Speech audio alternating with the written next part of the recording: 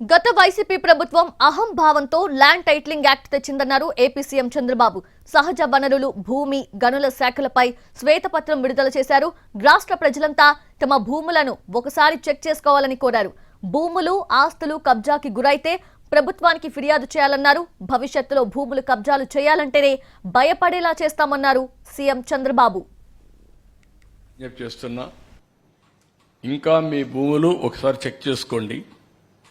ఎవరైనా మీ భూమి కబ్జా చేసి ఉంటే 22A మార్చ్ కానీ ల్యాండ్ టైటిలింగ్ ఇది కానీ బలవంతంగా లాక్కున్నా ఏది చేసినా మీరు కంప్లైంట్ ఇవ్వండి, నేరుగా అప్రోచ్ అవ్వండి. మీ భూమి మీకు ఇప్పించే బాధ్యత మాది. అదే మరి ఎవరైతే ఈ తప్పుడు పని చేశారో వాళ్ళని పనిష్ చేస్తాం చట్ట ప్రకారం. తద్వారా మీకు న్యాయం చేపిస్తాం. ప్రజలందరూ